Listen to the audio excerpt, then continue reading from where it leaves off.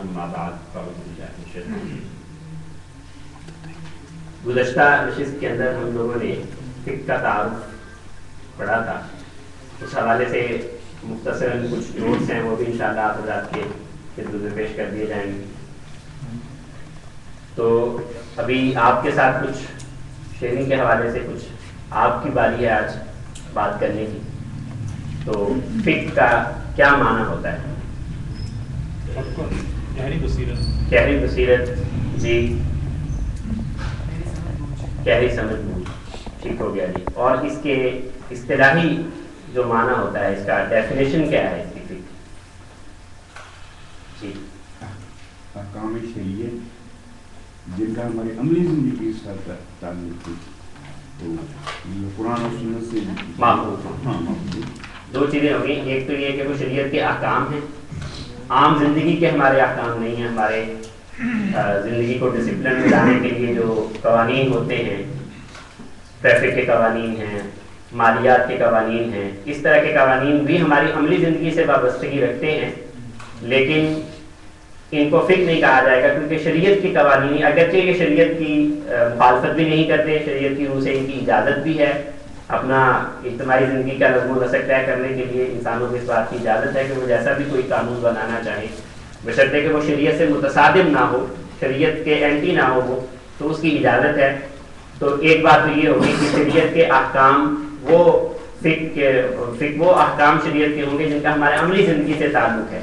तो ये जो हम इसके अंदर एक कंडीशन लगा रहे हैं कि अमली ज़िंदगी के साथ उनका ताल्लुक़ हो, तो इसका क्या मकसद है जी? हर चीज़ की वजाहत हो जाती है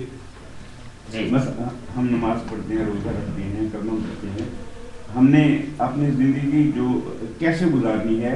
जी जी बतौर। चलिए मैं सवाल थोड़ा सा तब्दील कर देता हूँ कि हमने ये कहा है कि शरीयत फ़िक़्ह वो अहकाम शरीयत होते हैं जिनका ताल्लुक़ हमारी अमली ज़िंदगी से होता है। तो क्या शरीयत के ऐसे भी कुछ अहकाम होते हैं जिनका ताल्लुक़ हमारी अमली ज़िंदगी की बजाय किसी और चीज़ के साथ होता है? जी, बातनी उलूम होते हैं, यानी शरीयत के ऐसे अहकाम भी हमारे लिए मौजूद हैं जिनका ताल्लुक़ हमारी अमली ज़िंदगी के साथ नहीं है। हम अपने आज़ा के साथ और अपनी अमल के साथ उन अहकाम को नहीं बजा लाते, बल्कि अपने एहसासात के साथ, अपने जज़्बात के साथ और अपनी अकल के मुताबिक जो है हम उन अहकाम को तस्लीम करते हैं जिनके अंदर अकायद के अबवाब आ जाते हैं। अल्लाह ताला के एक होने का अकीदा, ख़त्म नबूवत का अकीदा और दीगर जो अकायद हैं, साबिक़ा अंबिया पर अकीदा, फरिश्तों के हक़ होने का अकीदा, तो ये सारे के सारे जो अकायद हैं ये भी अहकाम शरीयत हैं, लेकिन ये फ़िक़्ह के दायरा में नहीं आते। फ़िक़्ह के दायरा में क्यों नहीं आते? आमतौर पे फ़िक़्ह कह दिया जाता है, लेकिन असल लफ्ज़ फ़िक़्ह है, काफ के जज़म के साथ फ़िक़्ह। तो ये जो शरीयत के अहकाम हैं जिनका ताल्लुक़ हमारी अमली ज़िंदगी के साथ नहीं है, उनको फ़िक़्ह के दायरा के अंदर तस्लीम नहीं किया जाता। और अगली शर्त हमने इसके अंदर ये लगाई थी कंडीशन कि अन अदिल्लती तफ़सीलिया, के शरीयत के अहकाम फ़िक़्ह कहलाने के वो अहकाम होंगे जो दलाइल तफ़सीलिया से माखूज़ हों। दलाइल तफ़सीलिया की वज़ाहत की थी हमने कि दलाइल तफ़सीलिया से कौन कौन सी चीज़ें मुराद हैं? मेन तो दो ही चीज़ें हैं, कुरान और सुन्नत, और इन्हीं दोनों से निकली हुई अगली दो चीज़ें हैं, वो हैं जी कौन कौन सी? इज्मा और क़ियास। ठीक हो गया। और फिर उसके बाद हमने कहा था कि ये एक अमली मजमून के साथ इस गहरी बसीरत का और गहरी फ़हम का क्या जोड़ है आपस में। हमने कहा कि फ़िक़्ह का लुग़वी माना तो होता है कि गहरी बसीरत, गहरी फ़हम, किसी चीज़ की समझदारी, और अहकाम इसके दायरा के अंदर वो आते हैं जिनका ताल्लुक़ हमारी अमली ज़िंदगी के साथ है। तो क्या कनेक्शन है इनके अंदर, गहरी बसीरत के अंदर और हमारे अमली अहकाम के दरमियान? क्योंकि 400 आयात हैं जिनसे हम ये जी इक़्तिबास करते हैं चीज़ों को। बिल्कुल ऐसे ही है। इसके हवाले से हमने ये अर्ज़ किया था कि कुरान हकीम के अंदर 6600 से ज़ायद आयात हैं, 6666 या इसके लगभग जितनी भी आयातें कुरानियाँ हैं। तो ये सारी की सारी आयातें कुरानियाँ जो है वो हमारी अमली ज़िंदगी के मुताल्लिक़ हमें रहनुमाई नहीं फराहम करती, बल्कि और बहुत सारी ज़िंदगी के दीगर शोबा जाते हैं जिनके हवाले से कुरान हकीम के अंदर हमें रहनुमाई दी गई है। तो इन 6666 आयात में से सिर्फ 400 आयात ऐसी हैं जिनका ताल्लुक हमारी अमली ज़िंदगी के ساتھ ہے. عملی زندگی کے مراد، عملی زندگی کے احکام سے مراد نماز کے لیے جو بھی شرائط ہیں ان کا تعلق، اور پھر روزہ اور روزے کی شرائط کا تعلق. تو یہ اس طریقے سے یہ 400 نصوص ہیں، اور احادیث کا جو مجموعہ ہے وہ 40,000 سے لے کر 50,000 کے لگ بھگ مقررات کو حذف کرنے کے بعد، جو ریپیٹڈ ہے احادیث ان کو حذف کرنے کے بعد اگر دیکھا جائے تو یہ 40-50,000 احادیث کا جو ہے وہ مجموعہ موجود ہے. تو ان 40-50,000 احادیث کے اندر ہماری عملی زندگی کے ساتھ تعلق رکھنے والی احادیث جو ہیں وہ کتنی ہیں تقریباً؟ کتنی؟ 4,000. ٹھیک ہے جی، 4,000 یا 4,400 اس کے قریب جو یعنی احادیث ہیں جن کا تعلق ہماری عملی زندگی کے ساتھ ہے. تو حالانکہ انسان جو ہے وہ ہزاروں لاکھوں کروڑوں انسانوں کی زندگیوں کا تعلق شریعت کے ساتھ وابستہ ہو جاتا ہے جب ایمان لے آتے ہیں. اور پھر یہ کہ شریعت کی یعنی جیسے جیسے زندگی تبدیل ہوتی چلی جا رہی ہے، اور جس وقت وحی آئی تھی اس وقت سے لے کر آج تک 1400-1450 سال ہونے کو ہیں، تو ان تمام اس پورے کے پورے زمانہ کے اندر مختلف لوگوں کی، لاکھوں لوگوں کی زندگیاں ہیں، اور لاکھوں زندگیوں کے ہر زندگی کے لامتناہی مسائل اور معاملات ہیں. وہ سارے کے سارے انہی 4,500 نصوص جو ہیں ان سے ہم نے اخذ کرنے ہیں. فقہا نے انہی 4,000-4,500 نصوص اور آیات اور احادیث میں ان کو سامنے رکھ کر ہر زندگی کے متعلق مسائل کا استنباط کیا ہے، مسائل کو ان میں سے نکالنے کی کوشش کی ہے، استنباط اور اجتہاد کیا ہے. تو اس کے لیے گہری سمجھ اور گہری بصیرت کی ضرورت ہے. یہ کلیئر ہو گیا میرا خیال ہے. یہ بات پہلے بڑی تفصیل کے ساتھ ہو چکی ہے کہ فقہ کو فقہ اس وجہ سے کیا دیا جاتا ہے، گہری بصیرت کا اس کے ساتھ اس لیے وابستگی ہے، اس کے اندر گہری بصیرت کی ضرورت ہے کہ اتنے چھوٹے سے مجموعہ سے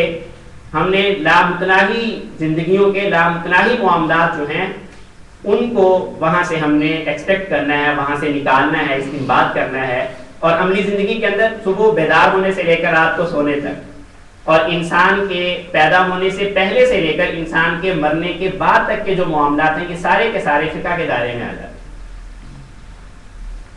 ہیں. فقہ جو ہے ہماری جو ایک یہ باب ہے قرآن و سنت کا،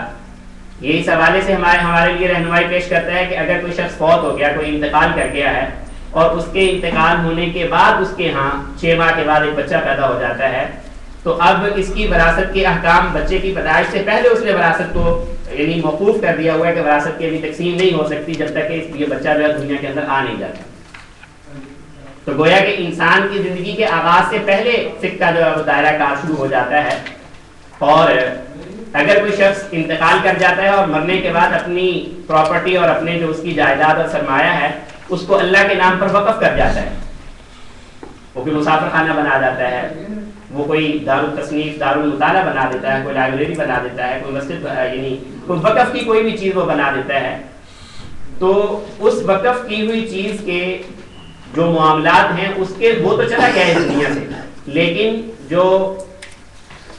اسلامی حکومت کے قاضی ہوں گے اور اسلامی حکومت جو ہے وہ اس کی وصیت کو پورا کرے گی اور اس کی وصیت کی دیکھ بھال بھی کرے گی، اور کن قوانین اور کن اصولوں کی بنیاد پر وہ دیکھ بھال کرے گی، وہ ساری کی ساری اصول اور قوانین جو ہیں وہ ہمیں فقہ سے ملیں گے. تو گویا کہ فقہ کا جو دائرہ کار ہے اور فقہ جو ہے وہ کام میں اس وقت سے متحرک ہو جاتی ہے جب ایک زندگی اس دنیا کے اندر ابھی وجود نہیں لیا ہوتا، اس نے ایک دنیا کے اندر آنکھ نہیں کھولی ہوتی، اس وقت سے اس کا تعلق شروع ہو جاتا ہے، اور اس دنیا سے جانے کے بعد تک اس کا تعلق جو ہے وہ فقہ کا اس کے معاملات کے ساتھ، اس کے لیے احکام جو ہے وہ بتانے کے ساتھ فقہ کا تعلق اس کے ساتھ قائم رہتا ہے. یہ چیزیں تو ہم ماقبل کے اندر ذکر کر چکے ہیں اور پہلے 2 صفحات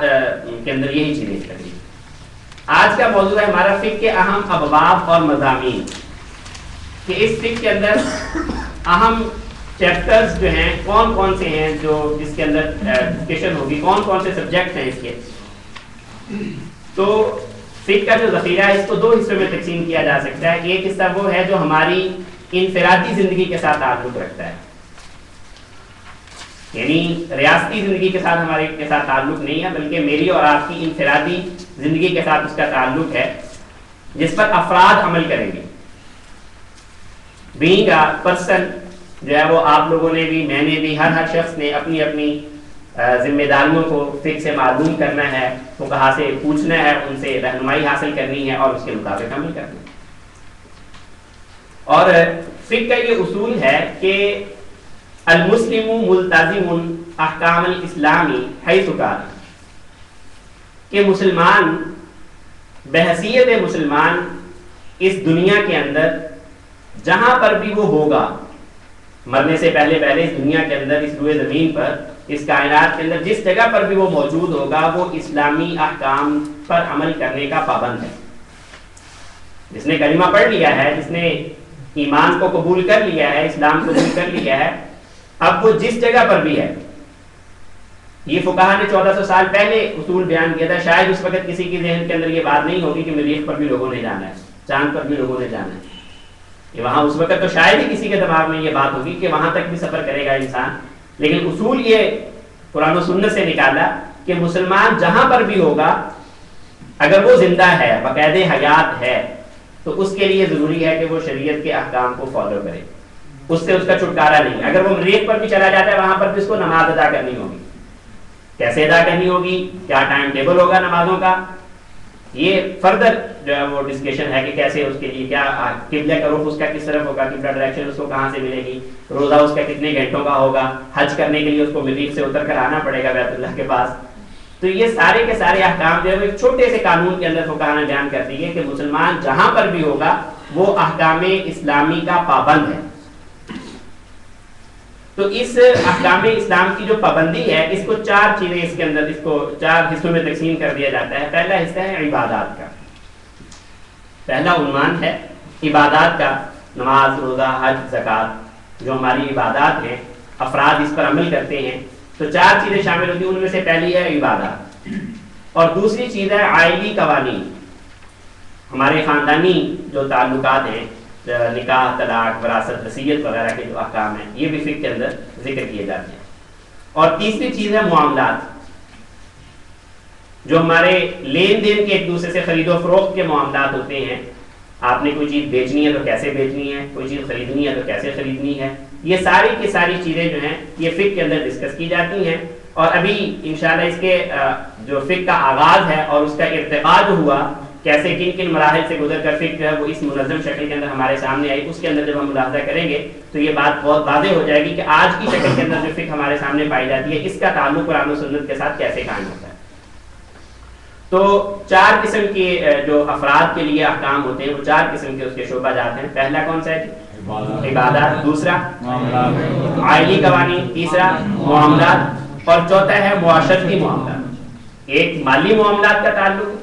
لین دین کا، اور ایک ہے معاشرتی معاملات کا تعلق کہ آپس کے اندر رہنا سہنا کیسے ہے۔ عام طور پہ یہ جو معاشرتی معاملات ہیں، اس کو اخلاق کے دائرے کے اندر شمار کیا جاتا ہے، اخلاق کے اندر لے جاتے ہیں، وہاں پر اس کو زیر بحث لایا جاتا ہے۔ بہرحال یہ 4 شعبے ہیں جو افراد کے زندگی کے ساتھ تعلق رکھتے ہیں۔ ان 4 شعبوں کے احکام جو ہے وہ فقہ کے اندر تفصیلی طور پر مرتب کیے گئے ہیں، بیان کیے گئے ہیں، اور ان کی وضاحت ہمیں فقہ سے مل جاتی ہے۔ اور یہاں پر ہمارا جو موضوع ہوگا وہ ان میں سے اس مختصر سی جو ہمارا ہوگا، اس کے اندر عبادات کا ہی عنوان زیادہ ہم شاید اس کے اندر پورا کر سکیں کہ عبادات کے اندر جو ہمارے احکام ہیں وہ کیسے، اور یہ ایک یہ سیاست جو ہے وہ نہیں اس بارے میں جی ابھی آگے آ رہا ہے، جی ابھی آگے یہ پہلا حصہ ہوا فقہ کا، وہ دوسرے حصے کے اندر وہ ساری چیزیں آ جاتی ہیں۔ تو یہ میں ایک بات عرض کرنا چاہ رہا تھا کہ ہم نے آج اپنی زندگی کے اندر یہ کام عملاً ہمارا حالت ہماری یہ ہے کہ ہم بھی علماء سے اور مفتیوں سے مسئلہ اگر پوچھتے ہیں تو صرف نماز روزے کا ہی پوچھتے ہیں، حج زکوٰۃ کا مسئلہ پوچھتے ہیں،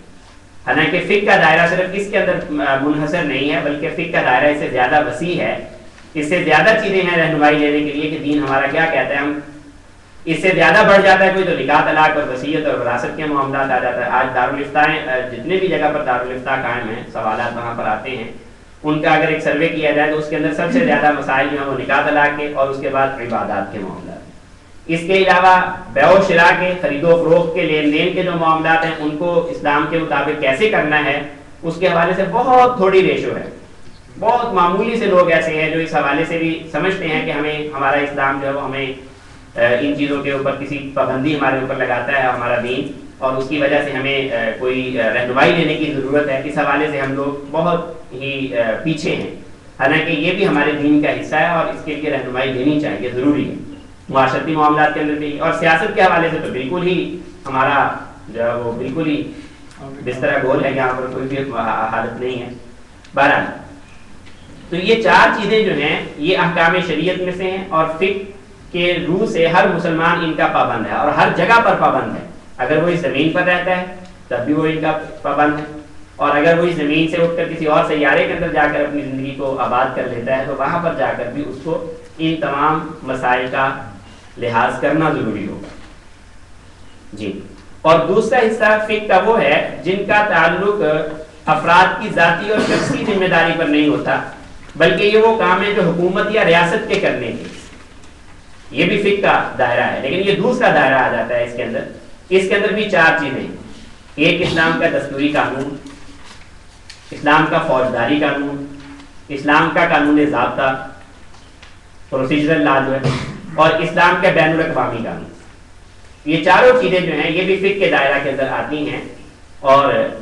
جب بھی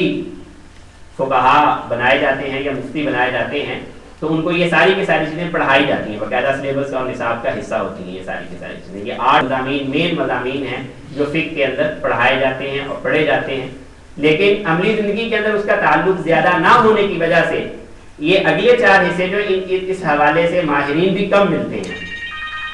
عملی زندگی کے اندر چونکہ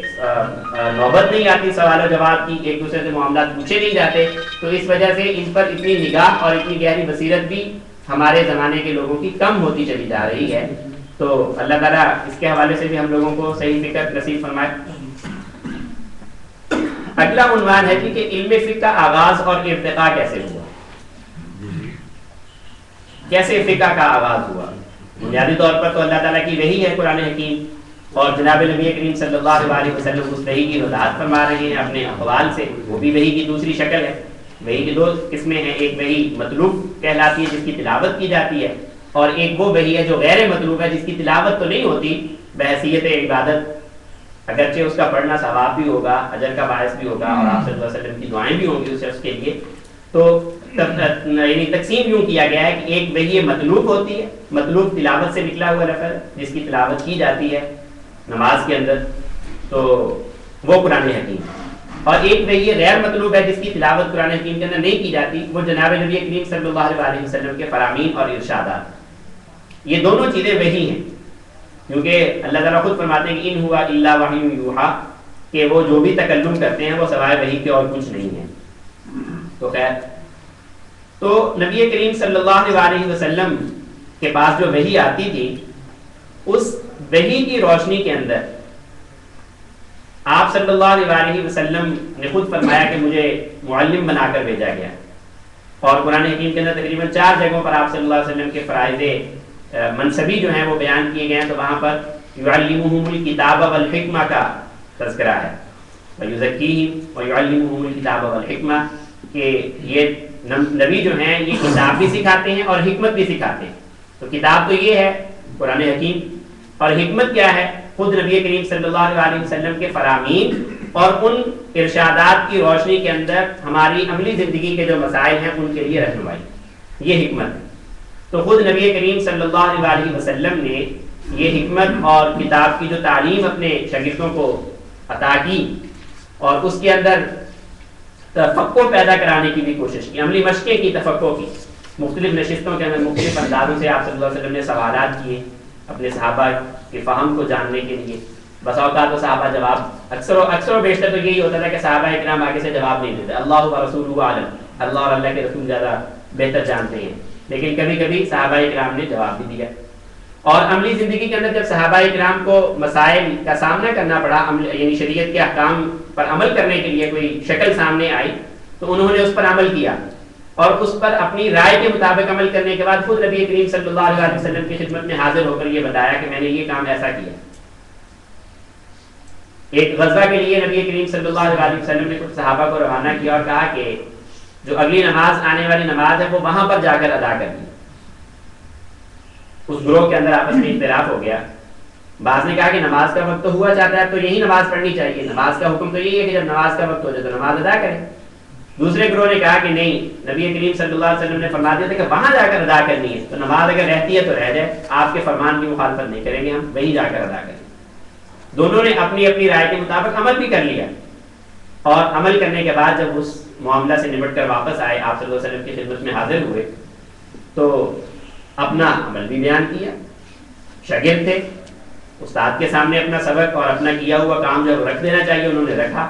تو جناب نبی کریم صلی اللہ علیہ وسلم نے کہا کہ دونوں نے درست کیا,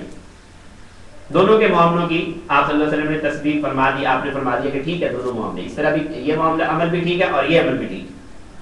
تو خود آپ صلی اللہ علیہ وسلم کی زندگی کے اندر صحابہ کرام سے تفقہ اور ان کی یہ تربیت کی گئی, اور آپ صلی اللہ علیہ وسلم کی رحلت کے بعد جب مسلمانوں کو شریعت پر عمل کرتے ہوئے کوئی نئی شکل, کوئی نئی صورت پیش آتی تھی, تو مختلف صحابہ سے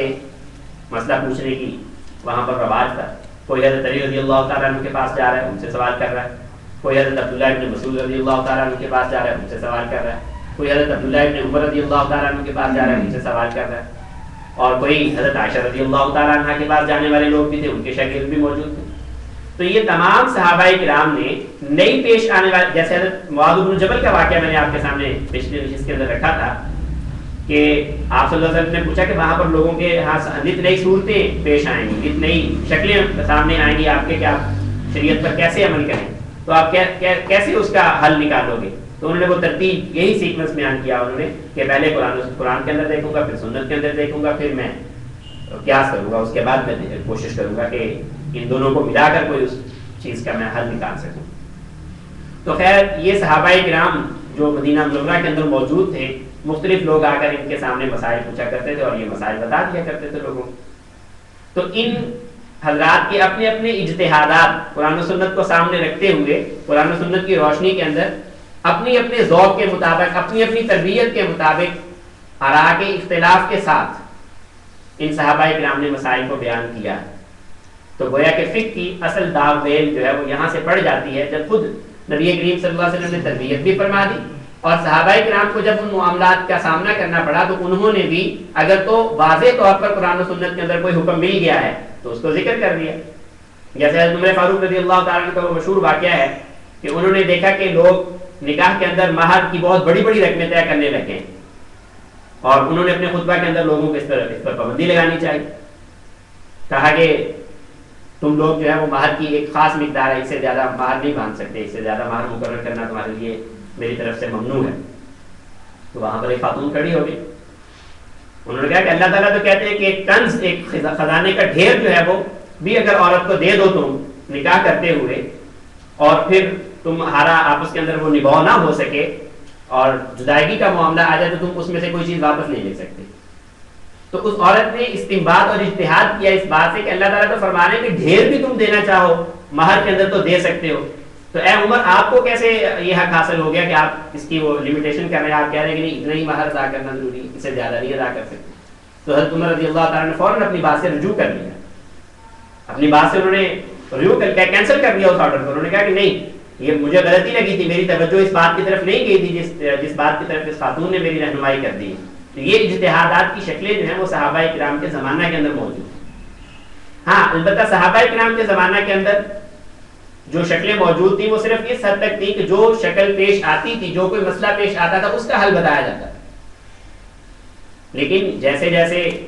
اسلامی حکومت پھیلتی چلی گئی اور دین اسلام جو ہے وہ دور دراز کے علاقوں تک چلا گیا, تو وہاں پر ایک اور شکل وجود میں آئی جس کا بھی تذکرہ کریں گے.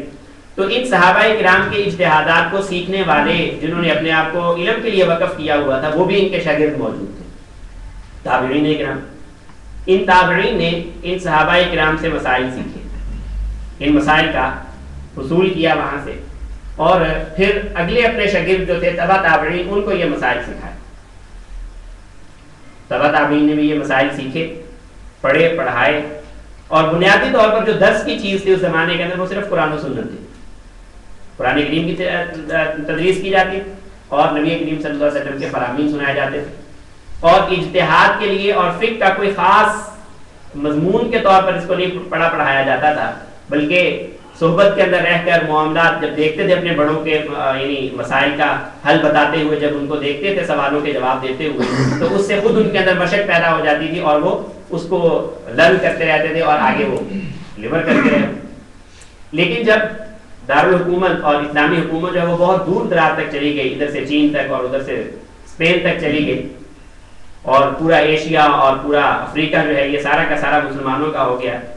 تو وہاں پر ایک عجیب و غریب تھوڑی سی صورتحال یہ پیش آئی کہ مکمل کا مکمل قرآن و سنت آگے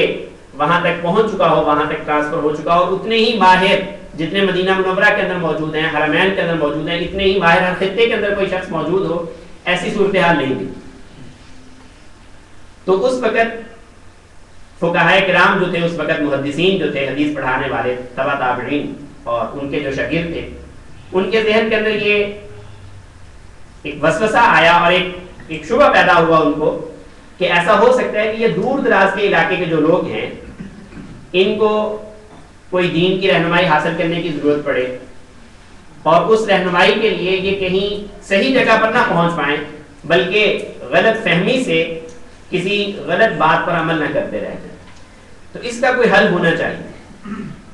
اس کا حل کرنے کے لیے تابعین کے تبع تابعین کے شاگردوں کے اندر امام ابو حنیفہ، امام شافعی رحمۃ اللہ علیہ، تو ان حضرات نے اپنے اپنے زمانے کے اندر فرضی شکلوں کے ساتھ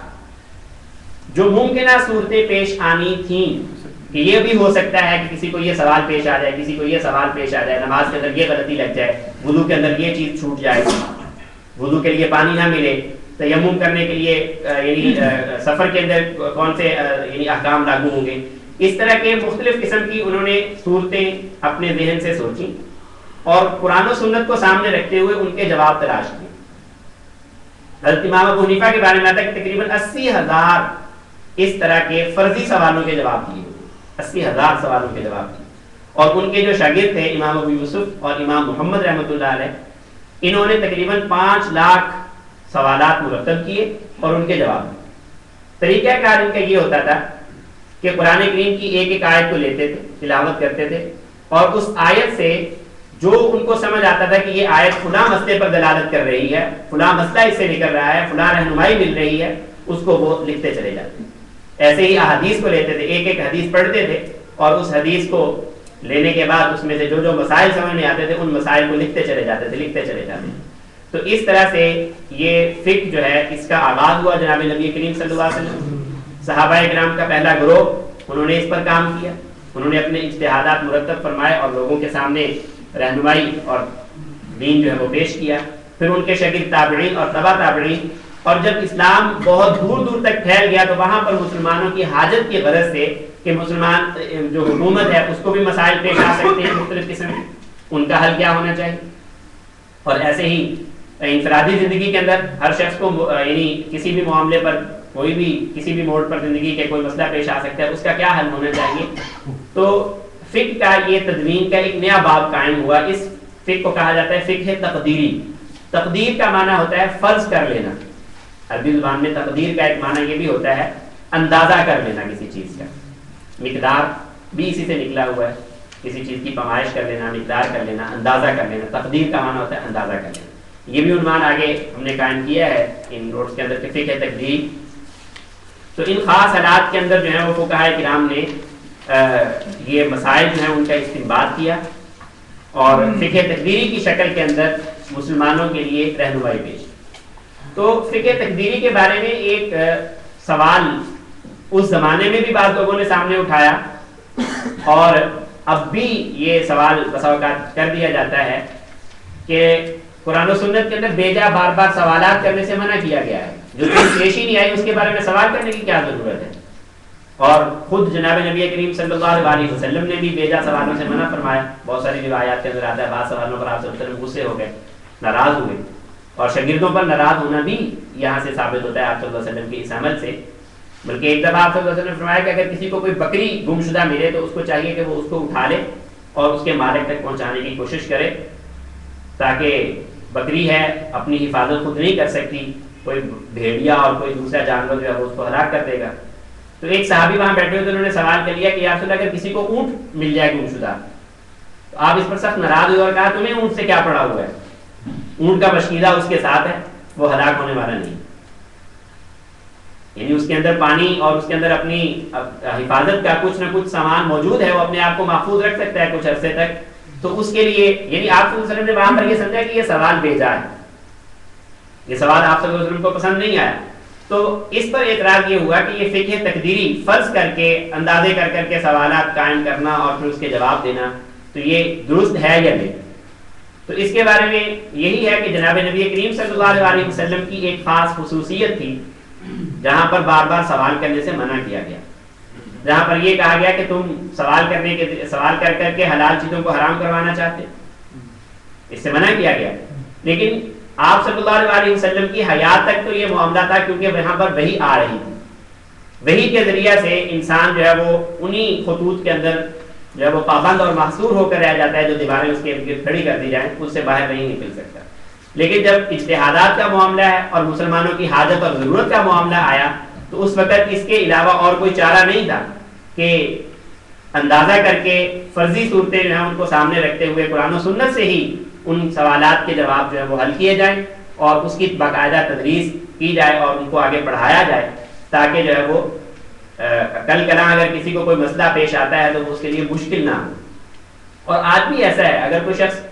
مسئلہ پوچھتا ہے تو وہ تقریباً 1200 سال پہلے 1300 سال پہلے فقہاء کرام نے جو مسائل لکھے ہوئے تھے ان میں سے اب بھی رہنمائی مل جاتی. ایسی بات نہیں ہے کہ وہ اتنی ہی صرف لغو کام تھے کہ آج ہمیں اس سے رہنمائی نہ ملے. آج بھی جتنے بھی فقہاء ہیں، فقہ حنفی والے ہوں، فقہ شافعی والے ہوں، مالکی ہو، حنبلی ہوں، یہ سارے کے سارے اپنے ائمہ کے کیے ہوئے اجتہادات کی روشنی کے اندر فتویٰ دے رہے ہیں. اور پھر اجتہادات کے دائرے کے اندر وسعت بھی ہوتی ہے اور مسلمانوں کے جتنے مسائل پیش آنے کی صورت کے اندر مزید اس کے اندر جو وہ گنجائشیں نکلتی رہتی ہیں. تو یہ اب تک کا یعنی خلاصہ تھا. اور پھر یہ کہ فقہ جو تقدیری تھی اس کے اندر یہ نہیں تھا کہ صرف کسی خلا کے اندر بیٹھ کر کام کر دیا گیا، مسلمانوں کے جو حقیقی مسائل تھے اور حقیقی ضروریات تھیں ان کو سامنے نہ رکھا گیا ہو، بلکہ روزمرہ کی جتنے بھی انسان یعنی مسلمانوں کے مسائل اور مسلمانوں کی جو ضروریات تھیں ان کو سامنے رکھتے ہوئے ان کے جواب دیے گئے. حتیٰ کہ انسان کی جو اخلاقی جذبات ہیں اس کی رعایت بھی کی گئی ہے، قرآن و سنت کے اندر خود کی گئی. اللہ تعالیٰ فرماتے ہیں کہ وَلَكُمْ فِي الْقِصَاصِ حَيَاةٌ، قصاص کے اندر جو تمہارے لیے زندگی ہے، حیات ہے. تو یہ انسانی اخلاق کے لیے اور انسان کے لیے ایک رہنمائی دی گئی اور اس کا ایک غرض بیان کی گئی. تو جب بھی فقہا نے کوئی مسئلہ کسی مسئلے کا اجتہاد کیا ہے، کسی مسئلے کے بارے میں استنباط کیا ہے، تو وہ مسلمانوں کے مجموعی نظم و نسق کو سامنے رکھتے ہوئے، مسلمانوں کی حکومت کی ضروریات کو سامنے رکھتے ہوئے، انفرادی زندگی کی ضروریات کو سامنے رکھتے ہوئے قرآن و سنت سے رہنمائی حاصل کر کے ان مسائل کی تسلی بخش جو ہے وہ رہنمائی فراہم کی گئی. اسی لیے جب آج ہم فقہ کی کوئی کتاب اٹھاتے ہیں اور فقہ پڑھانا شروع کرتے ہیں تو وہاں پر ہمیں فرضی صورتوں کی شکل کے اندر زیادہ مواد ملتا ہے کہ اگر کوئی شخص نماز پڑھنے لگا، اس نے 2 رکعتیں پڑھ کر یہ کر لیا تو پھر کیا حکم ہوگا، یہ کر لیا تو کیا حکم ہوگا، پانی اس کو نہیں ملا تو وہ کیا حکم ہوگا، کن کن پانی سے وضو کرنا جائز ہے، کن کن پانیوں سے وضو کرنا جائز نہیں ہے. یہ ساری کی ساری میرے اور آپ کے ساتھ پریکٹیکل لائف کے اندر کبھی شاید پیش آئیں اور کبھی پیش نہ آئیں، لیکن سبق کے اندر اور درس کے اندر اس بات کی وضاحت اس حوالے سے ضروری ہو جاتی ہے تاکہ ایک کانسیپٹ کلیئر ہو جائے. ایک شریعت کا جو صحیح حکم ہے وہ مختلف مثالوں اور مختلف شکلوں کے ساتھ ہمارے سامنے آ جائے. تو انشاءاللہ العزیز اسی حوالے سے جب ہمارے عبادات کا باب شروع ہوگا اس کے اندر ہم ذکر کریں گے. اس کے بعد اگلا جو عنوان ہے وہ آ جاتا ہے کہ فقہ کے اندر کچھ یعنی ہماری کچھ خاص ٹرمینالوجیز ہیں، اس کے اندر اصطلاحات ہیں کہ فرض کیا ہوتا ہے، واجب کیا ہوتا ہے، سنت کیا ہوتی ہے، مباح کیا ہوتا ہے، حرام کیا ہوتا ہے، مکروہ کیا ہوتا ہے. یہ انشاءاللہ العزیز اگلی نشست کے اندر ذکر کریں. جی کیا سوال ہے؟ اجتہاد اب ہوتا ہے کہیں؟ جی اجتہاد اب کہیں ہو رہا ہے آج کل کے دور میں؟ جی اجتہاد ہونے کے لیے کوئی ایسی کوئی اسپیشل کوئی کلاس تو نہیں بٹھانی پڑے گی. یقیناً جب بھی کوئی سوال کسی کے سامنے آتا ہے تو اس سوال کا جواب دیتے ہوئے وہ اجتہاد ہی کر رہا ہو. آج کے دور میں بھی جب آپ کسی مفتی سے کوئی سوال پوچھتے ہیں اور وہ شکل اگر پہلے سے نہیں مل رہی تو پہلا اجتہاد کا دروازہ تو اس کے لیے یہ کھلتا ہے کہ وہ آج کی اس شکل کو پچھلی کسی عنوان کے اندر تلاش کرے کہ کہاں پر اس کے لیے رہنمائی موجود ہے. تو ابھی تو صرف اتنے ہی ہماری ضرورت زیادہ ہوتی ہے، اس سے زیادہ کی شاید ہمیں ضرورت کم پڑتی ہے، اور معاشی معاملات کے اندر اور دیگر چیزوں کے اندر اس سے زیادہ کی بھی ضرورت ہے اور فقہا کام کر رہے ہیں اس پر. جی میرا کوشچن یہ ہے کہ جی فقہ آپ ایک انفرادی زندگی کے اوپر تو مطلب اس پہ اطلاق کر سکتے ہیں، لیکن جب وہ ریاست پہ یا مطلب بہت سارے لوگ رہ رہے ہیں ڈفرینٹ فقہ فالو کر رہے ہیں، اس صورت میں پھر وہ اس کی کیا صورت حال ہوگی؟ پھر مطلب ایک ریاست کا قانون یا اس کی جو چیزیں ہیں وہ پھر لوگ ایک فقہ کے اوپر یا کس طرح ہوگا؟ اس کے اندر یہ ہوگا کہ اس علاقے کی جو اکثریت ہے اس کے حوالے سے ایک تو فیصلہ کیا جا سکتا ہے. پھر اس کے اندر ہماری یعنی موجودہ صورتحال کے اندر اگر دیکھا جائے تو یہاں پر بھی یہ سوال پیدا ہوتا ہے کہ آپ کس کی فقہ پر قانون نافذ کریں گے. اسلامی قانون تو نافذ کرنا چاہتے ہیں تو وہ دیوبندیوں کا کریں گے، بریلویوں کا کریں گے، اہل حدیثوں کا کریں گے اور شیعہ حضرات کا کریں گے. کس کے ساتھ آپ کا تعلق ہوگا؟ تو یہ کوئی ایسا پیچیدہ مسئلہ نہیں ہے. اس حوالے سے جو ہماری دستوری نکات بیان کیے گئے، قرارداد مقاصد پیش کی گئے اور اس طرح کے جو عنوانات اس کے اندر